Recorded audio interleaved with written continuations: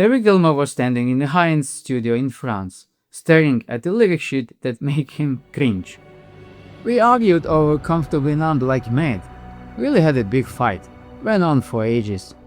The year was 1979. Outside, the world was changing. But inside Superbear Studios, the air was thick with a different kind of tension.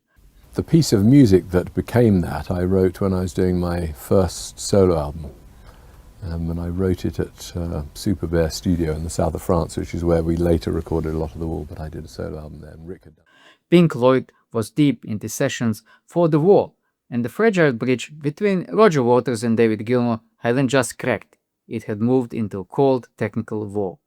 We had a quite serious disagreement about the recording of Comfortably Numb, which was very much a team effort. At the center of this battle was a demo originally titled The Doctor. It wasn't the soaring atmospheric masterpiece we know today. It was grittier. It was a confrontation. There, that's better. And I listened to it and I went, no, it's not. I hate that. And he went, oh, it's slow. So that was all the disagreement was. Roger Waters had written the song based on a real-life trauma, a night in Philadelphia during the 1977 In the Flesh tour, where he'd been injected with tranquilizers by a doctor just to get through a show. Write words for it and finish it and add it in, luckily. And so it was going spare, and Paul Bezrin got me to play it to everyone. For Roger, the song was clinical and harsh, a literal representation of the wall he felt between himself and the audience. We had a quite serious disagreement about the recording of Comfortably Numb. He didn't think it was precise enough rhythmically, so he recut it and said, "That's better." I went, "No, it's not. I hate it." But when he handed those lyrics to David Gilmour, something didn't fit. Gilmour wasn't just a guitarist, he was a melodic soul of Pink Floyd. And looking at Roger's draft, he saw a fundamental flaw in how the story was being told. In that original draft, the Doctor's lines were different. They weren't just clinical, they were almost mocking. Waters had written a line that framed the Doctor as a magician, a performer. He wanted the lyrics to reflect the falseness of the rock industry, using the Doctor as a metaphor for the handlers who push artists until they break. Roger's vision was theatrical, bordering on a stage play. But David Gilmour looked at those words and saw a problem. Gilmour didn't want a song about the magician. He didn't want a song that felt like a character piece from a musical. He wanted a song about the feeling of the music, the transcendence of the melody he had originally written on a high-strung acoustic guitar during his first solo album sessions.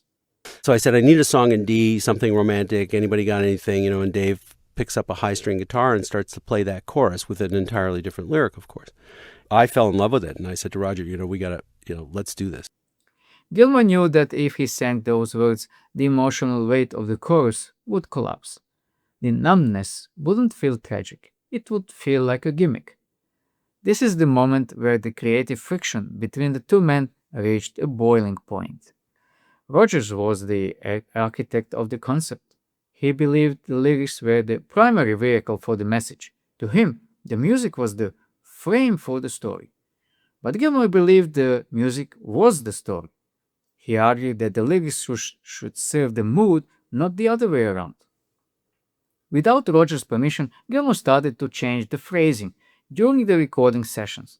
He began to push back against the clinical and theatrical delivery Waters demanded. Roger wanted the verses to feel like an interrogation, staccato, cold and jarring. Gilmour, however, was searching for a way to make the listener feel the sedation. He didn't want to be a patient being interrogated. He wanted to be the voice of the soul trying to break through the fog.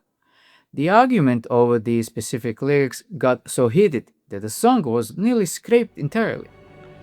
That turned into a real arm wrestle. But at least this time there were only two sides to the argument. Dave on one side, Roger and I on the other. The sessions for The Wall were already notoriously difficult, with the band members often recording in separate rooms just to avoid one another. Comfortably Numb became the ultimate battleground. It took producer Bob Ezrin stepping in as a mediator to save the track.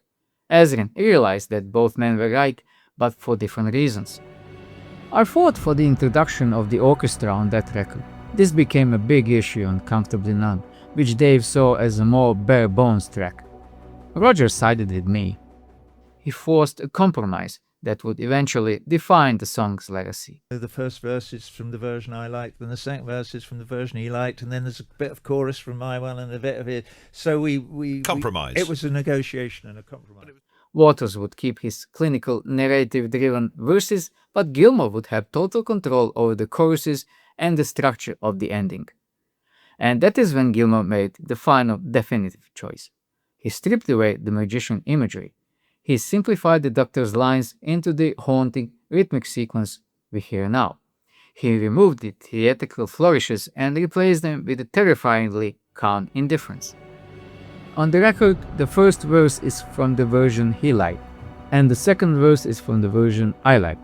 It was a negotiation and a compromise. Just a little pinprick. There'll be no more, By removing the theatrical flair Roger wanted, Gilmour actually made the Doctor feel more dangerous, because the Doctor in the final version isn't a magician trying to trick you. He's a professional who doesn't care if you're hurting. He's just doing a job. Then one day he came in and played me the demo, handed me a lyric sheet that said, "There is no pain, you are receding." The change in tone created a vacuum of emotion in the verses, which made the explosion of the chorus feel like a religious experience.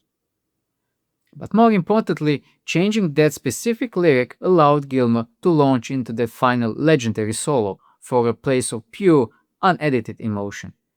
Moments of intense inspiration, just like times when we'd be in tears. We'd be listening back to something like that solo on Comfortably Numb when Dave... He wasn't singing Roger's character anymore. He wasn't playing a role in Roger's play. He was singing for himself. When you listen to the final version of Comfortably Numb, you are hearing two different songs stitched together by a thin thread of creative compromise. You are hearing Roger Waters' cynicism and trauma in the verses, and David Gilmour's yearning for beauty in the choruses. If Gilmour had stuck to the original magician lyrics, the song likely would have been a cult favorite for die-hard fans of the concept album.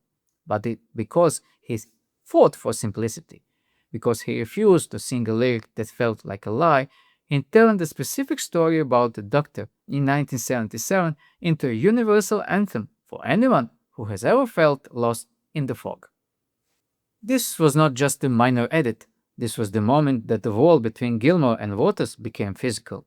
It was a power struggle over the identity of the band. Roger wanted to be a storyteller. David wanted to be the feeling. In the end, Gilmour's instincts were proven right by history. Comfortably Numb became the most played Pink Floyd song of all time. It contains what many consider to be the greatest guitar solo ever recorded. But that solo only works because of the foundation Gilmour laid by fighting over those words in the studio in France. It was the last time they truly collaborated as equals, and the first time the audience realized that the most powerful thing about Pink Floyd wasn't the wall they built, but the cracks Gilmour found inside it. He took Roger's darkness, and by changing just a few key phrases, he let the light in. I think things like Comfortably Numb were the last embers of mine and Roger's ability to work collaboratively together. And that light is what we still hear today. Every time those final notes ring out, David Gilmour didn't just change a lyric, he saved the soul of the song. Thank you so much and see you in the next video.